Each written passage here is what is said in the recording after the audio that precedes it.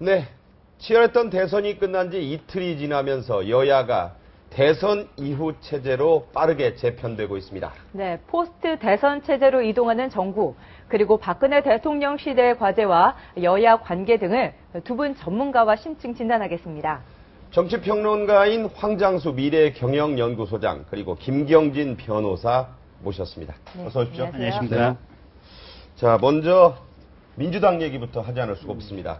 지금 민주당이 원내 의원총회를 지금 열고 있고, 당 아무래도 앞으로 어떻게 해야 될 거냐 그 주제인데 경문이 좀 일고 있다고 지금 취재기자가 얘기하고 있습니다. 박지원 원내대표가 몇 시간 전에 전격적으로 사퇴 선언을 했습니다. 예상됐던 부분인데, 안철수 전 후보가 대선 기간 중에 사실상 사퇴를 압박했을 때도 이해찬 당대표는 물러났지만 박 원내대표는 선출직임을 내세워서 꿋꿋이 버텨왔는데 결국 대선 패배의 책임을 져야 한다, 이런 당 안팎의 요구에 사실상 굴복했다 또는 받아들인 모양새라고 봐야 되는데, 자, 어떻게 해석을 하십니까?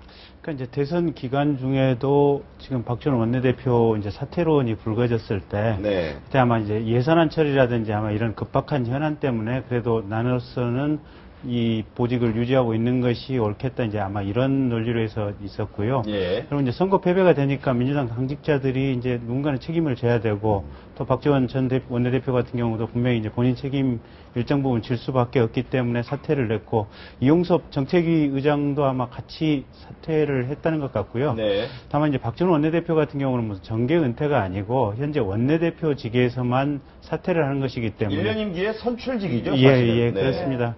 그래서 어쨌든 민주당이 이제 향후에 뭔가 정당 전체의 어떤 재편의 틀 속에서 뭔가 그 논의 과정에서 특별한 우위를 점하지 않고 어떤 담담하게 어떤 그 논의 과정에서 그냥 일반적인 지위로 참여를 하겠다, 이런 의사를 읽히고 있습니다. 그러니까 평의원으로 돌아가서 예.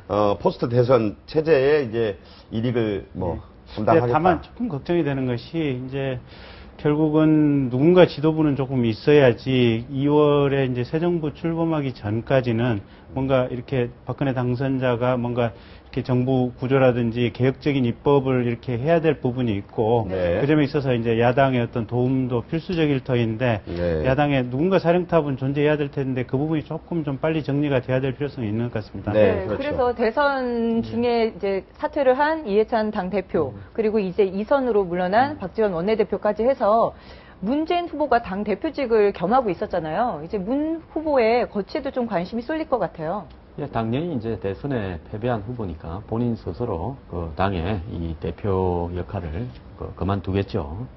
그리고 이제 그런 문 후보 이후에 민주당이 어느 방향으로 가느냐 굉장히 격론일 겁니다. 그동안에 네. 숨을 죽이고 어떻게 보면 문 후보가 선출되는 과정, 모바일 투표라든지 이런 어떤 부분에서 진노가 당을 갖다가 확대하는 사이에 대거 들어와가지고 어떤 그 국민 경선이라는 이름 하에 모바일로 대선 후보를 장악했다라고 네. 불만을 품고 있던 비주류들, 이번 대선 과정에서 보면 손학규 전 대표는 잠깐 보였다가 보이지 않았지 않습니까?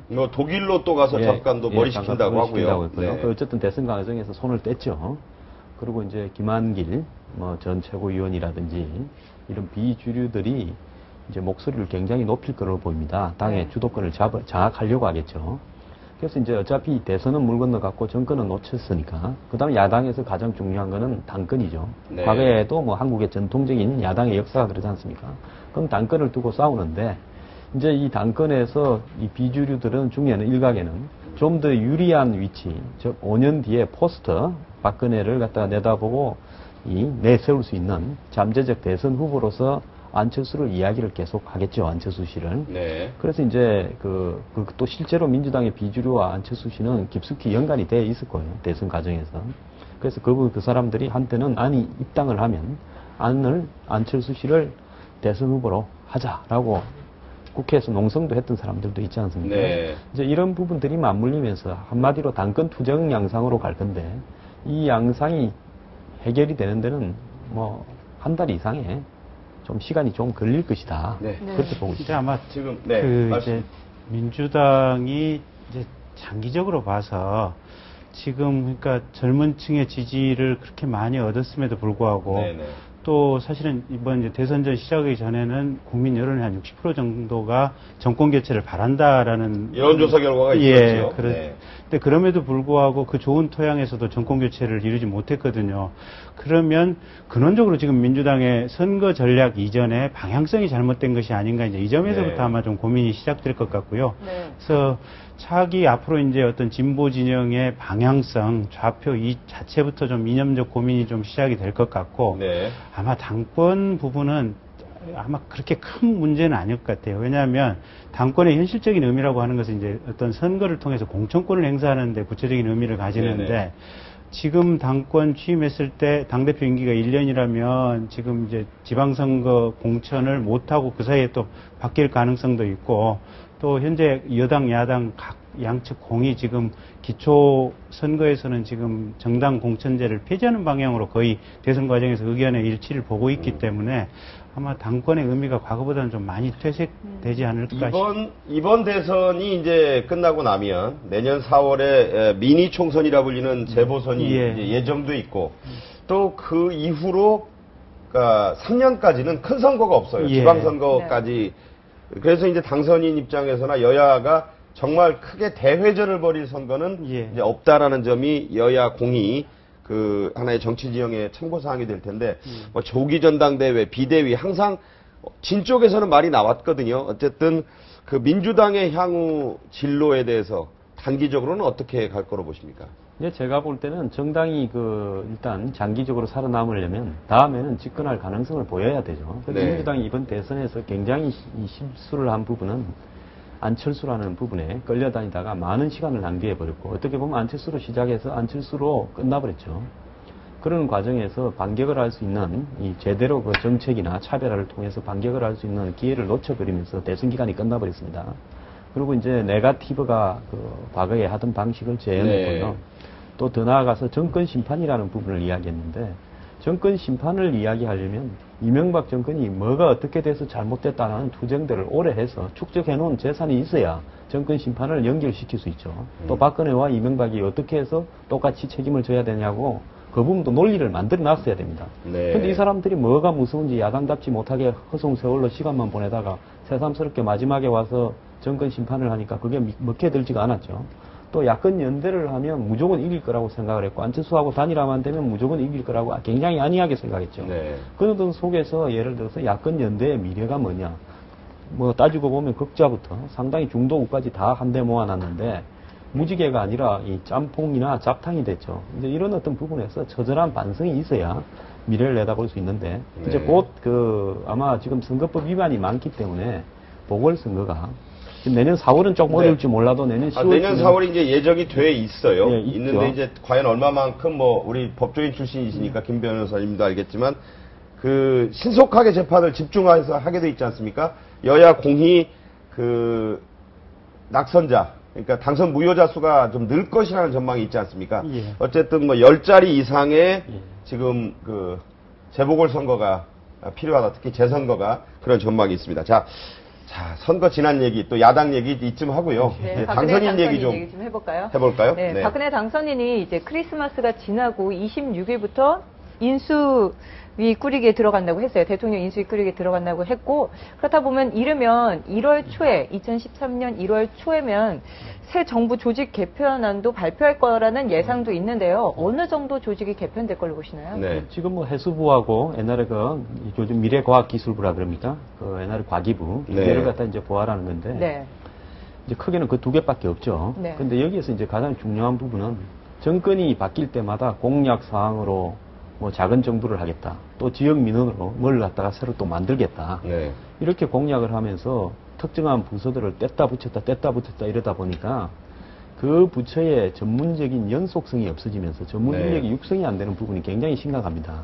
또 더 나아가가지고 어떻게 보면 이 부처의 이합 집산에 따라가지고 그 업무에 또 이 전문성을 떠나서 또 역량 자체도 굉장히 줄어들면서 전체적인 예를 들어 한국의 해양수산업이나 그 과학기술, IT 이런 쪽에 영향을 미치기도 합니다. 그래서 정권의 필요에 따라서 선거 공약에 따라서 이럴 게 아니라 이제는 다시는 뗐다 붙이다 이렇게 하지 않는 제대로 된 이 정부 부처 편제안을 만들어야 될 거라고 봅니다. 네. 자, 해양수산부 같은 경우는 예. 뭐 있었다, 없어졌다, 또 생겨난다. 뭐 우리가 삼면이 바다인데 사실 뭐 갑론을박 논란이 좀 있어요. 예, 의견 있으신 것 같아요. 그러니까 이제 전체적으로 보면 너무 우리가 작은 정부론에 좀 매몰이 돼 있었던 것이 아닌가. 보수 우파 정부가 좀 작은 정부. 예. 근데 이제 추구하죠. 정작 부처를 없애고 통폐합을 시키고 나니까 국가가 이제 어떤 이렇게 행정 역량을 지원해야 될 부분에서 정작 어떤 민간 발전에 지원을 하지 못하게 되고, 그러니까 규제를 없앤다는 측면에서는 부처가 없어지는 게 좋을지는 모르겠지만 네, 네. 지원한다는 측면에서는 부처를 없애버리면 사실은 정작 이렇게 필요한 부분 육성이 안 되는 거거든요. 네. 그래서 이제 이명박 정부 들어서면서 없앴던 부처들의 어떤 필요성이 이제 명확하게 대두가 되니까 다시 살리겠다는 것이고, 그래서 전체적으로 우리 국민이 어떻게 보면 이제 340조라고 하는 거대 재원을 활용하면서 사실은 부처 공무원들 조금 두고 거기에 공무원들 월급이 급여가 나간다 그래서 그게 340조 예산 중에서는 그렇게 많은 포션은 아니거든요. 네. 조금 우리 국민들이 앞으로 좀 넉넉하게 생각하고 이 조직을 조금 여유 있게 운영해도 될 것 같습니다. 자, 이 박근혜 대통령 당선인은 취임 전까지 현직 대통령과 권한은 아직 발생하지 않지만 사실상 정부를 조직할 수 있고 또 이 본인이 장관 내정자를 인선해서 국회에다 인사청문회를 해서 미리 좀 청문회를 해달라고까지 할 수 네. 있습니다. 그래서 대통령과 맞먹는 또 예우를 받는데 지금부터 새 정부까지 이 대통령 당선인이 어떤 활동을 하게 될지 한번 일단 살펴보고 계속 말씀을 나누지요. 네, 지금 나오고 있습니다만은 10월 20일부터 21일 대국민 담화가 있었고 12월 22일부터 26일까지 이제 인수위 꾸리기에 들어가서 27일부터 31일까지 이제 실무진을 짜게 됩니다. 네. 거기에서 이제 그와 동시에 이제 비서실장을 정하고 청와대의 조직 설계와 인선 검증 등이 이제 동시에 이루어진다는 얘기죠. 내각의 인재 풀을 마련하고 인사 검증 자료를 모아서 이제 검증에 들어갈 것이다. 취임식은 취임식대로 준비합니다. 예.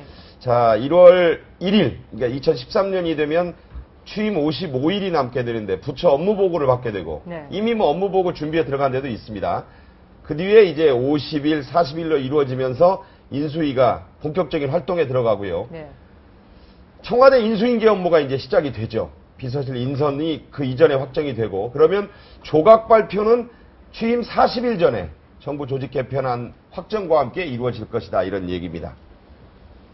네, 그래서 이제 한 달 전에는 국가의 비전, 새 정부의 비전과 국정과제를 국민들에게 제시하는 그런 기자회견이나 이제 국민과의 대화, 만남 뭐 그런 형식을 갖겠지요. 그래서 2월 15일부터 24일까지 이것을 당선인이 최종 보고를 받고 확정을 하게 된다는 얘기입니다. 그러면서 이제 청와대 인수인계 작업은 10일 전에 다 완료가 돼야 되고요. 그때부터는 이제 점검 작업에 들어간다는 얘기입니다. 네. 그렇게 해서 이제 내년 2013년 2월 26일 대한민국 제18대 대통령 박근혜 당선인이 이제 취임을 하게 된다 이런 얘기인데요. 자, 인수위원장 얘기를 좀 하겠습니다. 네. 벌써부터 이제 이번 뭐 박근혜 당선인이 얘기한 대탕평, 탕평으로도 모자라서 이제 대탕평이라고 일단 큼직하게 선언을 하고 있습니다. 그래서 호남 출신, 이번에 뭐 두 자릿수 득표에 겨우 턱걸이했지만 네. 또 하나의 거대한 벽을 또 확인한 그런 또 당선인에게는 또 상당히 좀 골치 아픈 지역, 뭐 어떻게 표현할 수 있을지 모르겠습니다만. 자, 호남 출신이시기도 한 우리 김정진 변호사님께서 좀 대답해 주셨으면 좋겠는데, 예. 김종인 위원장과 함께 한화갑, 한광옥, 네. 뭐 이런 분들이 물망에 오르고 있어요. 아직은 뭐 인선이라고 하긴 그렇습니다만, 어떤 방향에서 이루어질 걸로 보십니까? 글쎄 이제 이번 대선 과정에서 사실은 어느 정도 지역구도가 깨질 거라고 많이 예측을 했는데 네. 결과적으로는 조금 완화된 정도지 과거보다 많이 발전을 하지 못했다. 지금 최종적으로 이제 이런 결론이 내려진 예. 상태고요. 네. 그래서 이제 호남 지역 같은 경우는 조금 이렇게 그 지역 주민들이 정신적으로 조금 네. 이렇게 불편한 이런 상태라고 그러는데 이제 중요한 건 아마 호남 지역민들도 이렇게 생각을 할 겁니다. 이게 호남 지역 출신이기 때문에 인수위원장을 한다. 뭐 이런 건 그렇게 바라지는 않을 것 같고요. 네. 이제 차기 정부 5년을 이끌어갈 정말 어떤 적재적소의 어떤 이렇게 정부를 설계할 만한 이 능력이 있는 사람, 네. 그 사람이 당연히 인수위원장이 돼야 되고, 물론 그 그 사람이 호남 출신이었으면 더 좋긴 하겠지만 네. 능력이 조금 부족하고 자질이 떨어진다고 해서 호남 출신이 굳이 인수위원장을 되는 걸 가지고 그렇게 호남 지역 주민들이 바라거나 또 그걸 희망하지는 않을 겁니다. 여기에 대해서 황 소장님 어떻게 보십니까? 저는 무조건 호남 인물을 시켜야 된다고 봅니다. 네. 그러니까 박근혜 대표가 100만 표, 108만 표인가 108만 표죠. 예, 약 108만 표. 표인데 네. 그 108만 표면 박근혜를 찍지 않은 1,400만이 넘는 과거에는 1,400만 표가 받았으면 무조건 당선이 됐죠. 월등한 당선권이죠. 예, 1,456만 표를 예. 얻었습니다. 문재인 후보가. 그러니까 그 반대하는 그 엄청난 표들이 있습니다. 그래서 그 반대하는 엄청난 표들에 대해서 그 박 대표가 깊이 인식을 해야 됩니다. 그리고 또 그 반대하는 표들의 구심에는 이 호남 그리고 광주가 있습니다. 그래서 이번에 사실은 지역 감정이 저는 김 변호사님은 뭐 약간 완화됐다 그러지만 저는 더 심화됐다고 봅니다. 사실 그런 측면도 있어요. 예, 그 양쪽에서 표 나오는 거 보십시오. TK하고 호남에서 네. 이런 식으로 이게 정치가 가면 안 됩니다. 그래서 저는 그 무조건 그 호남의 네. 이 상실적인 정서 또 박 대표를 찍지 않은 그런 어떤 표들을 대변하는 정서를 호남에 넣어서 호남의 상징적인 인물을 인수위원장으로 해야 되고요. 또 인수위원장으로서 인물 하나로서 포용하는 게 아니라 네.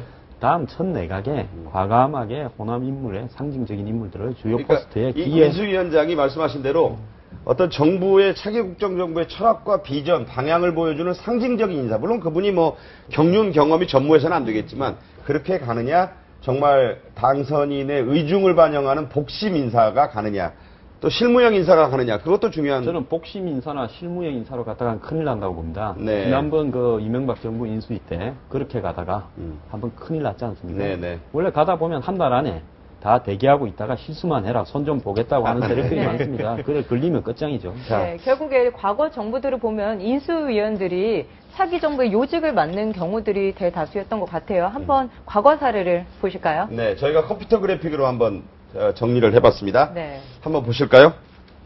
네. 차기 청와대, 그러니까 인수위원과 청와대의 내각이 이제 일치했던 경우가 많아요. 네. 지금 보면 역대 대통령직 인수위원들의 차기 청와대 내각 기용을 노태우 정부 때 보니까 87.5%를 그대로 썼습니다. 네. 김영삼 정부 때는 68.8%. 김대중 전 대통령 정부 때 많이 줄었네요. 44.4%까지 줄었다가 다시 노무현 정부 때 85.7% 거의 90% 가까이 인수위원들이 그대로 차기 정부에 들어갔다는 얘기입니다. 28명 중에 24명이 들어갔다는 거죠? 예. 이명박 정부 때 이 비율이 다소 줄어서 68.8%였다 이런 얘기입니다. 네. 자, 이런 연결고리를 좀 끊어야 한다는 지적들을 저희들이 많이 합니다. 뭐냐면 네. 인수위원회는 차기 정부의 비전과 국정 철학을 제시하고 설계하는 그랜드 디자이너, 밑그림을 그리는 청사진을 그려서 제시하는 사람들이 많이 참여해서 해야 된다. 뭐 교수들도 전문가들도. 그러고 그것을 이제 구체적으로 실행하는 차기 내각의 관료나 이런 분들은 좀 다른 분야여야 된다는 그런 얘기들이 있거든요. 거기에 대해서 우리 김 변호사님 어떻게 생각하십니까? 일단 보면 근데 지금 뭐 대선이 끝나긴 했지만 문재인 캠프 안에서도 보면 밖으로 드러나지 않는 인재풀들이 굉장히 많이 있었고요. 네. 또 박근혜 당선자 캠프 안에서도 밖으로 드러나지 않는 뭐 교수들이라든지 인재풀들이 굉장히 많이 있었을 겁니다. 네. 그래서 아마 그 안에서도 발탁한 인물들은 굉장히 아마 풍부하게 넘쳐날 것 예. 같고요. 이게 제일 중요한 것은 적재적소에 필요한 인물을 뽑아 쓰는 참 거죠. 어려운 얘기죠. 예, 어려운 얘기죠. 적재적소라는 게. 근데 이제 아까 말씀을 조금 못 드린 부분을 제가 조금 추가해서 말씀해 드리면 주세요. 이게 지금 그러니까 지역 구도라든지 지역 간의 어떤 요번에도 이제 선거에 지역 구도가 생기고 이런 것이 결국은 이제 어떤 인사 문제에서 기인을 한 거거든요. 네. 그러니까 그 어떤 특정 정당에서 정권을 잡으면 어떤 다른 지역에서 세 사람 심기, 예, 네 사람 챙기기 그런 네. 거죠. 예, 네. 근데 이제 지역적인 관점에서 보면 제일 문제가 DJ 정부 때, 그러니까 김대중 정부 시절만 해도 호남 출신들이 대단히 이제 장관이라든지 강요로 아까 많이 보여주지 않습니까? 예.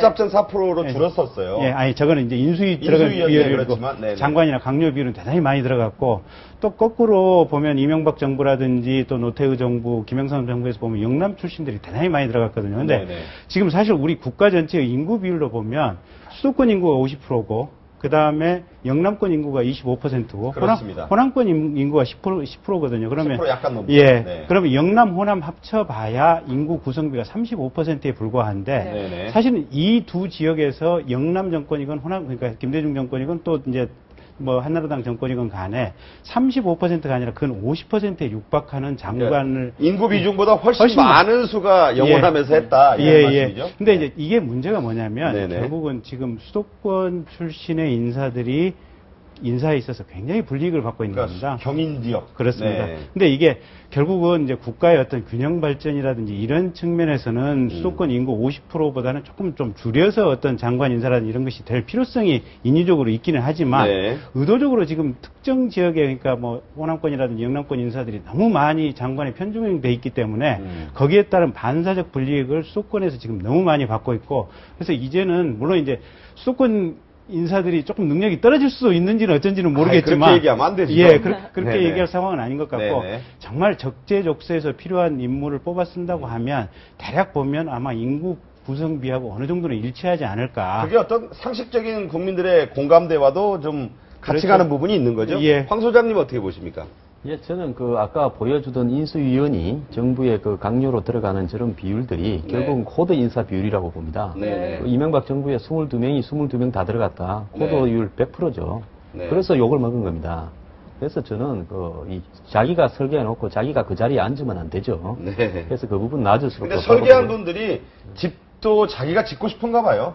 그래서 설계도 자기가 하고 시공도 자기가 하려고 하는 거 근데 같은데. 그 부분은 일정 정도 이해를 해줄 수밖에 없는 게, 그러니까 어떻게 보면 이렇게 권력에 대한 뜨거운 욕망이라고 표현을 할 수도 있지만, 네. 자기가 잘하고 있는 기존에 있었던 영역에서 뭔가 세상을 바꾸고 싶은 뜨거운 욕망이 있는 사람들이 뜨거운 욕망.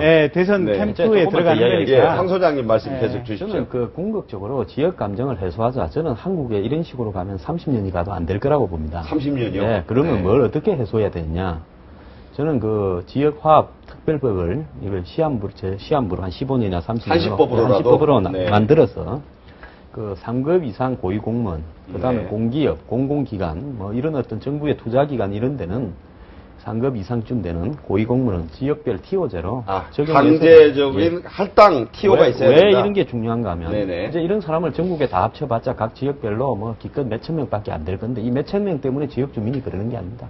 이 사람들이 지역의 업자하고 연결되고 오만 사람들하고 다 연결돼서 네. 결국은 어느 지역이 잡느냐에 따라서 건설도 그 지역이 다 뭐 그런 통째로 게 오고 맞죠. 그러니까, 그다음에 취직도 황 소장님 말씀하신 네. 대로 결국은 그 티오를 지역별 인구 구성에 어느 정도 얼추 비슷하게 그러니까 맞춰 한시법 얘기를 하시는 그거를 것 그냥 같아요. 말로 해봤자 처음에는 아예 지키다가 안 법제화까지를 좀 아예 고려해야 여야 된다. 합의를 하자고 해서 그걸 네. 법제화 해가지고 한 30년간 운영을 한다. 그래서 누가 잡던 숫자가 비슷하게 가게 되면 예를 하나의 들어서 그 거푸집처럼 틀을 만들어 놓자 이런 결국은 말씀이고요. 이 네. 고위직 수천 명 그리고 국가 예산 330조를 놓고 양쪽이 붙어서 이거 들어먹자라는 게임이거든요. 지금까지 네. 와서 보면. 네, 너무 심하게 말하면 예, 그럴 수도 그래서 있다. 이게 이런 역간으로 해서 이렇게 가서는 나라가 거들나니까 네. 이런 티오로 만들어서 서로 페어하게 하는 게 좋다고 알겠습니다. 봅니다. 좋은 대안들을 주시기는 했는데 그래도 국민들은 첫 인사, 과거 정부들을 보면 첫 인사에서 굉장히 좀 실망을 많이 했어요. 노무현 정부 때 말씀하신 대로 코드 인사라는 비판을 받기도 했고 강부자 고소영. 네, 이명박 네. 정부 때는 네, 강남 부자들 네. 자산가 얘기를 하기도 하고 고소영 얘기도 하기도 했는데 박근혜 당선인의 첫 그 인사 어떻게 될 것으로 예상을 하시는지. 저는 그 첫 인사 굉장히 조심해야 된다고 봅니다. 예. 그 기존의 그 새누리당의 그 색깔이라는 부분에 대해서 네. 그 20, 30, 40대가 이번에 표로서 보여준 게 있지 않습니까? 네. 그거 왜 싫어하느냐? 그 새누리당은 한국 사회의 기득권, 강남으로 상징되는 기득권을 갖다 지향한다라는 그런 비판들이 있었죠. 그렇죠. 예, 그래서 뭐, 이 40, 50대, 50, 60대 이 노장년층이 이 안정과 신뢰를 지향하는 투표를 하지 않았으면 정권은 바뀌었을 겁니다. 이런 어떤 부분에서 봤을 때, 취임하는 장관들 몇몇이 과거처럼 강남에 살고 재산이 수십억이고 또 뭐 해외 유학들을 갔다 왔고 이런 칼라들로 쫙 뽑았을 때는 제가 봤을 때 이 박근혜 정권이 초기부터 굉장히 위기에 부딪힐 겁니다. 그 밥에 네. 그나물이라는 소리가 대뜸 나오겠죠. 네. 네. 또 가덕이나 새누리당에서 보면 그런 분들이 많죠. 주변의 인맥풀에. 그 당이 좀 그렇죠. 예, 그래서 그걸 극복하는 부분에서 가장 핵심의 박근혜 당선인이 고민해야 될 거라고 봅니다. 네. 근데 조금 김 변호사님. 걱정스러운 부분이 네네. 아마 박근혜 당선자 스타일이 네. 주변에 한번 사람을 이제 또 변하실 수는 있는데 지금까지 어떤 패턴 한 번 믿으면 또 깊게 믿고 오래 믿는 스타일이기도 하지요. 그분들하고 계속 뭔가를 상의하고 뭐 이런 예. 스타일이어서 조금 걱정은 되는데 네네. 또 대통령이 되셨으니까 뭔가 새로운 자기 스타일을 대통령 스타일을 창조해 내셔야겠죠. 네. 미국 대통령제에서는 정말 그 숟가락 하나까지도 다 바꾸지 않습니까? 예. 오바마 행정부로 넘어가거나 그 행정부 바뀌면 사람 공무원이고 뭐 정원사고 다 바꾸거든요. 우리는 뭐 그런 식은 아니지만 정권 인수인계에 대해서 걱정하는 분들이 있어요. 사실 뭐 이게 여야가 바뀌면 마찰도 심했는데 지금은 여야로 일단 정권이 인수인계 되는 거라서 괜찮다는 지적도 있지만 아니다. 이명박 정부에서 박근혜 정부로의 이 이동이 그렇게 순탄하지만은 않을 거라고 보는 시각도 있습니다. 우리 황 소장님 어떻게 보세요? 이제 그 부분에서 가장 큰 문제는 이제 두 가지라고 봅니다. 하나는 정권이 깊숙한 데서 가지고 있던 정보들을 네. 예를 들어서 그 정권이 교체가 되면 제대로 넘겨주지 않고 파기하거나 가지고 갑니다. 뭐 지난번에 그런 이해도 있었고요. 노무현 정권에서 이명박 정권으로 바뀔 때 청와대에 있는 국가기록물 문제. 국가기록물을 네. 들고 나갔다고 뭐 한참 시비가 일었지 않습니까? 그래서 이번에는 여에서 여로 외관상으로 바뀌었기 때문에 외관상으로는 당분간 큰 문제가 없이 적극적으로 협조하고 순탄하게 가는 것으로 보이겠지만은 네. 결국 말미에는 이 정보들을 넘겨주는가 하는 뭘 문제가 숨겼니, 예. 뭘 안 넘겼니 그런 소리가 또 나올 수 또 있단 이명박 말씀이죠. 정부에서 또 그런 일만한 일들이 좀 있어요. 네. 그런 문제가 등장을 할 거고요. 두 번째는 가면서 인사를 해놓고 가버립니다. 예를 들어서 작년 네. 올해 그 먼저 10월 11월에 알박기 인사라고도 하고요. 네. 중요한 뭐 대산학 속된 말로. 이런 네. 부분들을 많이 교체했고요. 또 최근에 뭐 제가 듣기로는 뭐 기간에 간부들 다 인사를 했다고도 해요. 그래서 이제 이런 부분들이 새 정부가 들어섰을 때 어려움으로 등장할 수 있고 이렇게 보입니다. 그러니까 그게 변호사님이시니까 여쭙는 게 법대로 하면 문제가 없다는 거죠. 법대로 하면 내가 인사권이 있으니까 뭐 지금부터 시작해서 3년짜리, 2년짜리 내가 인사하겠다는데 뭐 웬 말이냐 그러는데 그게 새 당선인과 새 정부에는 예의가 아니고 또 그런 식의 좀 속된 말로 자기 사람을 심어놓고 가서 폐를 끼치는 것 역시 정치적 도의상 해서는 안 된다 이런 얘기가 있는데 어떤 견해 갖고 계세요? 법대로 하는 게 맞습니까? 뭐 어떤 예의를 좀 근데 우리 사회 전체가 네. 그 부분에 대해서 아직 견해의 일치를 못 보는 것 같아요. 네. 왜냐하면 그러니까 당장에 5년 전에 이명박 대통령 취임했을 때 네. 노무현 대통령이 임명해놓고 간 사람들 사표 내라고 요구를 했지 않습니까? 뭐 대못 바뀐 사람만 예. 있었고요. 그래서 사표 못 내겠다면 감사원 통해서 감사하고 네. 심지어는 KBS 정현주 사장처럼 어거지 기소를 해가지고 뭐 1심부터 무죄 받는 이런 경우도 있고 마찰이 있었죠. 예, 그래서 정말로 칼자루 다 휘둘러가지고 그냥 강제로 쫓아내지 않았습니까? 근데 네. 이게 뭐냐면 결국은 철학의 차이인 것 같아요. 그러니까 아까 말씀하신 대로 미국 같은 경우 대통령이 바뀌면 숟가락까지 그냥 전부 다 운전기사까지 다 바뀌는 시스템을 전제로 할 것인지 아니면 각 섹터 그러니까 언론 뭐 검찰 이 영역별로 정치하고 좀 분리될 수 있는 이 버퍼 영역을 두기 위해서 사실은 그것 때문에 법에서 이제 그 어떤 임기제를 두고 당연히 임기를 보장한다 이런 어떤 시스템을 만들어 놨지 않습니까? 네. 그러면 이 시스템을 그대로 유지하는 이 체제로 갈 것인지 네. 근데 현재까지는 어쨌든 이 법률에 따르면 정치하고 조금 떨어져서 각 영역의 각별로 자율성을 가지고 돌아가자라는 것 때문에 임기제를 만들어 놨거든요. 근데 그럼에도 불구하고 대통령이 들어오면 이 법에 만들어진 이 정신하고 상관없이 그냥 쌍그리 밀어내고 자기 사람을 심고 싶은 이 욕망 결국은 법의 정신을 안 지키는 또 건데 이제 그 뜨거운 욕망 말씀인데, 그러니까 네. 법과 현실을 일치시키는 부분이 또 필요하다는 지적이 자연스럽게 나올 수밖에 예, 없습니다. 저도 그 지난 정권에 한 10년 전에 공기업 사장을 하다가 그만두겠다고 했는데 정권이 바뀌는데 저같이 반대쪽을 좀 섰어요. 그만두겠다면 그냥 걸어나가게 하면 될 건데 끝까지 조사하고 그럽니다. 그래서 사실은 제가 볼 때 현실적으로는 여권 제도를 도입해서 대통령이 바뀌면 전부 나가주는 게 맞습니다. 그러니까 여권제도라는 게 이제 영어로 전리품 아닙니까? 네. 스포일 시스템이라 그래서 뭐 전쟁에 이긴 사람이 노획한 전리품을 다 갖고 나눈다는 뜻에서 나온 말인데. 서로 그렇게 하는 게 현실적으로는 저는 네. 맞는 이야기라고 봅니다. 야당이 이겼을 때는 또 야당에서 그렇게 하고요. 네. 예를 들어서 졌는데 이 승자 독식 정권에 시스템에 어떻게 보면 네, 부정하고 유선인데. 또 부정적이고 또 일면으로는 뺐다간 사람이 남아서 그 불편하게 임기를 채우는 건 한국적인 시스템은 안 맞다고 보거든요. 네. 그래서 그러니까 아까 두 제도 모두가 공의 장단점이 있어요. 장단점이 그리고 있죠. 네. 국민 의식이 아직까지는 이 두 네. 제도 사이에서 네. 이렇게 왔다 갔다 하는 것 미국은 같아요. 이게 서부 개척 시대에 결투에서 이긴 사람이 나가죠. 한 사람은 죽잖아요. 네. 그러니까 다 갖는다는 그런 문화의 뿌리가 있다라고 저도 이제 배워서 알고 있습니다만 우리는 아무래도 정서적으로 그렇게까지 다 획득하고 뭐 이걸 역관, 전리품으로 보기 쉽지 않은 그런 정서적 괴리감, 역사적, 문화적 배경의 차이. 근데 최소한 차라리 이제 민주당 입장에서도 언젠가는 또 재집권 가능성이 뭐 전혀 없는 건 아니니까. 그렇죠. 네. 그렇다고 치면 이번 기회에 이제는 좀 국가적으로 그 부분을 좀 공론화해가지고 네. 이 시스템 역관제 시스템으로 갈 것인지 아니면 정치하고 분리된 어떤 각계의 독립 영역을 인정하는 시스템으로 갈 것인지 네. 좀 명확히 정리를 해야 될 시점이 온 것 같습니다. 알겠습니다. 네. 자, 화제 또 바꿀게요. 네. 이게 얘기가 너무 뜨거워서. 박근혜 당선인은 아, 이제 자, 대회 네. 박근혜 당선인님 이제 오바마 대통령 통화하고 뭐 군통수권자 이 얘기 조금 이따 하고 네. 뭐냐면 50대가 뿔났다 얘기 좀 해야 되겠습니다. 아, 예. 이 분석 결과가 나와 보니까 정말 50대가 89.9% 90%에서 0.1% 모자랄 정도로 폭발적으로 투표를 했습니다. 네. 그 중에서 또 이 박근혜 당선인에 대한 지지율이 62.5%로 압도적이었어요. 결국 50대가 이번 투표의 향방을 결정했다고 해도 이 세대별로는 틀리지 않은데 유독 물론 60대 이상도 많이 나왔죠. 그러나 50대의 특징이 이번에 아주 도드라져 보였습니다.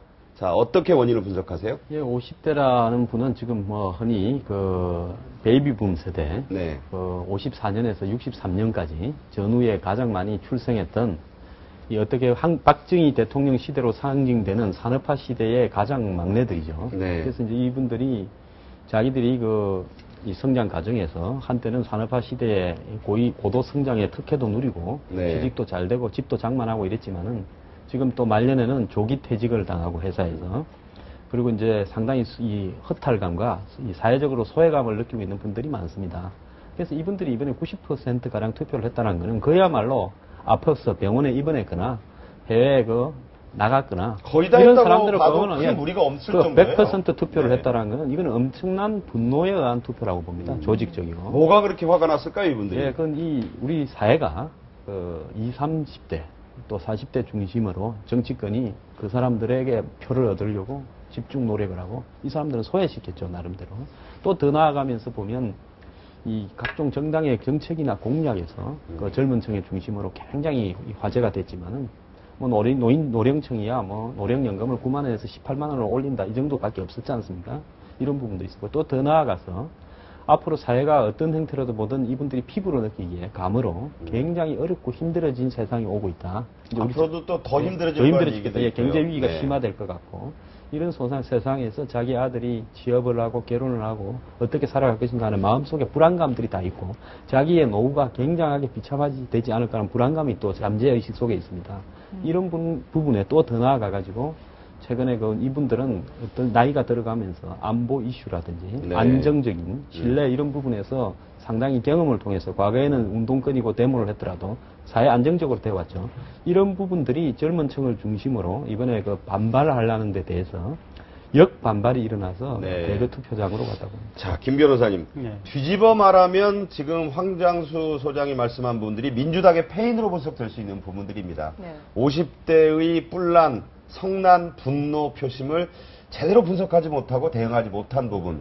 어떻게 보면 좀 도외시한 부분까지 있다. 앞으로도 이런 현상이 심화될 것이고 또 50대의 인구 비율이 늘었고 계속 늘어갑니다. 그렇죠? 어떻게 봐야 될까요? 민주당의 전략적 측면에 어떤 패인으로도 분석할 수 있는 거 아닙니까? 그러니까 이게 결국은 어쨌든 우리 국민의 상당 주류적 사고는 네. 결국은 어떤 북한에 대해서 문제의식을 좀 심각하게 가지고 있고 네. 거기에 대해서 정치권 특히 민주당도 좀 이렇게 심각하게 인식을 하라. 아마 이런 메시지인 것 같아요. 그래서 보면 이제 대체로 지금 또 종북 성향의 논란들, 그게 과연 이제 민주당이 뭐 종북을 하는지 안 하는지 이거하고 상관없이 네. 지난번에 이제 방북했던 임수경 의원이 이제 이렇게 국회의원으로 들어왔고 또 문재인 후보 통일특보로 됐고 또 이제 김정은이 3대 세습을 하고 뭐 이런 과정들에 대해서 50대 중반 이후들이 이제 굉장히 좀 심각하게 생각을 하고 있는 네. 것 같고요. 그다음에 이제 우리나라 경제 시스템하고 관련해 가지고 민주당이 이제 FTA에 대해서 반대 입장이라든지 또 어떤 적극적 재협상 의지를 천명한 부분에 대해서도 어쨌든 경제 성장이라든지 세계 경제 질서에 편입되는 것이 중요하다. 네. 아마 기본적으로 이런 생각을 하고 있어서 새누리당 쪽으로 조금 더 어떤 이렇게 마음의 무게중심추가 조금 더 기운 것이 아니냐. 네. 그래서 민주당도 장기적으로 집권을 하려면 네. 뭔가 어떤 기본적인 시각이라든지 어떤 이념적 방향성에 대해서 약간은 어떤 좌표 교정을 해야 될 필요성이 좀 느껴진다. 네. 이제 그런 부분이고요. 그다음에 이제 50대 후반이나 60대 같은 경우는 이제 어떤 투표를 하는 요소 중에 뭐 여러 가지가 있는데 가령 뭐 정책을 보고 할 수도 있고 아니면 뭐 어떤 선거운동 방식의 네거티브의 회의를 느껴서 할 수도 있고 뭐 네네. 이런 부분도 있는데 약간은 좀 뭔가 감성적인 요인도 있는 것 같아요. 그래서 이제 박근혜 당선자 같은 경우 보면 그 사실은 대통령 후보에 요번에 이제 제일 오랫동안 재수하신 분 아니겠습니까? 그렇죠. 정계에 가장 오랫동안 있었고. 네, 15년 예, 있었고. 또 본인 역시 이제 비례대표에서 사퇴하고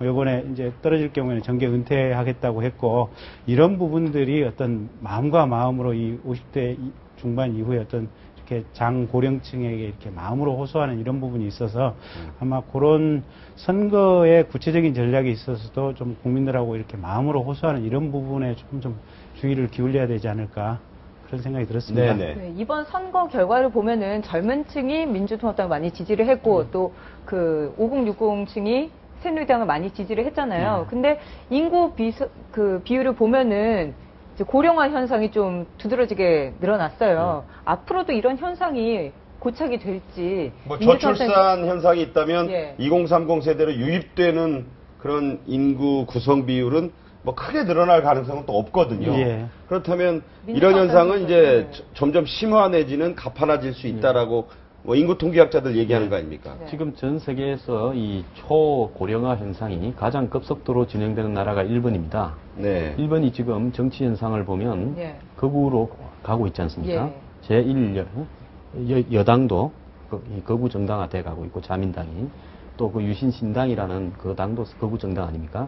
그래서 한 70석 빼놓고는 다 극우적인 입장을 표방하는 사람이 일본 정계를 장악을 했어요. 네. 이게 왜 이렇게 되느냐?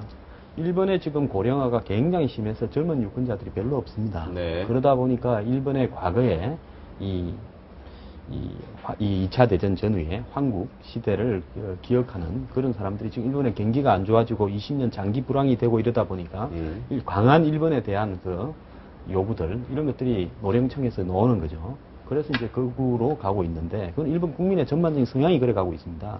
그래서 이제 이런 것들이 지금 유럽에도 나타나는 그 복지와 극우의 충돌 이런 부분들이 전 세계 사회에 더욱더 심화돼 갈 거예요. 네. 이런 부분 속에서 봤을 때 한국의 그러면 야권이 과연 지금 이 좌표를 정치 이념적 좌표를 굉장히 어떻게 보면 일반 국민의 평균적인 성향 이념 성향보다도 더 왼쪽에 해놨기 때문에 지금 전체적인 사회 분위기가 우쪽으로 가고 있는데 그걸 못 따라오고 있는 거죠. 앞으로 가면 갈수록 이걸 수정하지 않으면 점점 더 어려워질 거라고. 자, 20대, 30대 얘기도 좀 재미있는 분석이 하나 있습니다. 뭐냐면, 이번에 서울교육감도 같이 뽑았거든요. 아시다시피 보수단일 후보로 우리가 봤던 문용린 교육감이 됐어요. 그런데 20대를 보니까, 문용린 교육감을 찍었는데, 대통령의 투표에서는 문재인 후보를 찍었다는 사람들이 많이 나왔습니다. 비율이 역전된 거죠. 30대는 동일했다 그럽니다. 문재인 찍었으면 교육감도 이수호 찍었는데 이 20대와 30대의 어떤 역전 이런 부분이 실제로 확인이 돼 있다 그래요. 어떻게 해석을 하시겠습니까? 그러니까 민주당이 이번 선거에 이제 투표율이 높으면 당연히 이제 민주당 후보가 유리할 거라고 한 그게 깨진 부분이 사실은 이제 20대 같은 경우 그 전에 이제 여론조사를 해보면 대체로 30% 미만에서 지금 박근혜 후보 지지가 나올 걸로 이제 이렇게 실증적으로 봤고 그렇게 예상을 하고 이제 시뮬레이션을 했는데 네. 정작 투표 결과가 보면 그 박근혜 후보 지지가 지금 3% 예, 정도. 33%. 20대에서도 그렇고요. 예, 그래서 생각보다 20대, 30대에서 지금 박근혜 후보 지지가 좀 많이 나온. 생각보다 많은 거죠. 예, 많이 네. 나와서 거기서 이제 조금 틀어진 측면이 있는데 아마 교육감하고 이 대통령 후보하고 좀 틀어진 것은 이 광노현 교육감의 교육 정책에 대해서 의외로 좀 전체적으로 조금 좀 이렇게 좀 반감을. 거기에 재밌는 분석이 예. 이런 게 봤습니다. 30대들이 중고등학교 다닐 때는 전교조가 촌지 없애기 운동 같이 참교육 운동을 주로 많이 해서 이미지가 전교조에 대해서 별로 그렇게 나쁘지 않았다. 오히려 좋았다. 그런데 20대들이 지금 학교에 다닐 때, 불과 뭐 시기적으로 얼마 안 됐죠? 이념교육 쪽으로 많이 갔다는 겁니다. 좌우 이념교육에 너무 많이 매몰돼 있어서 부정적 인상이 있었다는 재밌는 분석이 있는데, 동의하십니까? 예, 동의하고요. 제 조카가 어제 밤에 집에 왔어요. 이럴 수가 있느냐. 왜? 고등학교 3학년인데. 아직 투표권 없죠? 이제 투표권 없어요. 네. 투표하기 이틀, 3일 전까지 들어오는 선생님마다 선거 이야기를 하더래요. 네. 그리고 또 특정 편향적인 이야기를 하더랍니다. 네네. 선거 끝나고 나니까 또 어제는 하루 종일 화풀이를 하더래요. 아, 그래요? 이게 이제 뭐냐, 특정한 정교조나 이런 어떤 부분에 있는 분들인데, 네. 저는 이분들이 교육을 민주화한다고 하면서 이렇게 가는 부분들이 요즘에 젊은 고등학생들이 이 포스트 모던 이런 사회고, 또 하이퍼 인포메이션 사회고, 디지털 IT 사회라서 과거처럼 일방적으로 선배들이 이념화한 데서 대학에서 이념 교육이 되지가 않습니다. 네. 또 그분들이 그 젊은 세대들, 20대들이 처해 있는 상황이 굉장히 각각 개별화되어 있고 고립화되어 있기 때문에 탈이념 세대, 뭐 예. 실용 세대라고 하지 예, 않습니까? 과거처럼 하나의 그런 걸로 가지고 깨뚫을 수도 없어요. 그래서 본인들이 다 생각이 있습니다. 이제 이런 부분에서 과도한 이념이 투입됐을 때 거기에 대한 저항이 20대에서 굉장히 일어나는 것 같아요. 네, 자, 이제 시간을 정리하기 위해서 두 분께, 자, 이정희 후보의 그 어떤 사퇴가 반드시 문재인 후보에게 득이 되지만 않았을 거라는 점이 여러 가지 점에서 이제 해석이 나오고 있습니다. 네. 자, 진보 좌파 진영의 미래. 앞으로 선거는 계속 있을 거고요. 5년 뒤, 뭐, 헌법 개정이 이루어진다면 그보다 대선이 빨라질 수도 있습니다. 따라서, 진보 좌파 진영이 앞으로 가야 될 어떤 전략적 측면에서의 고려가 달라져야 될 거다 이런 얘기가 있는데 한 말씀씩 듣고 마무리하겠습니다. 우리 김 변호사님. 제가 생각할 때는 그러니까 이제 이정희 이 대표가 충분한 역할을 이제 자신들이 대변해야 될 집단을 위해서는 충분한 역할을 했다. 네. 그리고 그런 집단이 정치 집단이 우리 사회에서는 반드시 필요하다. 네. 왜냐하면 소수자 또 이렇게 비정규직 이런 사람들을 위해서 필요할 수밖에 없습니다. 누군가는 어느 정당에선가는 그 부분을 대변을 해 주어야만 네. 그분들이 우리 사회에 불만을 가지지 않고 그분들의 요구가 어떤 체제 시스템 안으로 이렇게 들어올 수가 있으니까요. 예. 그래서 아마 지금보다는 영역을 많이 넓혀갈 것이다. 네. 그래서 하고 우리 사회가 또 적극적으로 그 부분을 좀 받아들여 줘야 됩니다. 알겠습니다. 우리 황 소장님 이제 간략히 좀 해주세요. 사회에 소외된 계층이 있기 때문에 진보 정당이 저는 필요하다고 보는데요. 네. 그 이정희 후보는 진보의 미래나 가치를 이야기한 게 아니라 솔직히 광을 팔기 위해서 이야기를 했죠. 아, 네. 그래서 저는 그 한국의 진보 정당이 왜 문제가 있고 이런 식으로 가면 앞으로 진보 정당의 미래가 없다고 보는데 진보 정당이 왜 대선 때마다 특정 자기 후보로서 독자적으로 5년, 10년, 20년까지 가면서 거기서의 진보정당의 진보정당은 집권을 지금 개념하지 통합 않고 진보당을 말씀하시는 예, 건가요? 그 한국의 네. 뭐 대부분의 진보정당이 다 그렇죠. 그렇게 가고 있느냐. 이런 식으로 진보정당이 대선에서는 연대라고 해가지고 장관 자리 한 두세 개 노리고 이 권력의 국물이라 먹으려고 이러다가는 진보의 미래는 없다고 그래 보고 있습니다. 네. 자, 또 말씀이 또 다음에 또 모셔서 더 듣기로 하고요. 오늘 1부는 우선 전하는 말씀 듣고 다시 오도록 하겠습니다. 두 분 여기서 인사드리죠. 고맙습니다. 감사합니다. 네.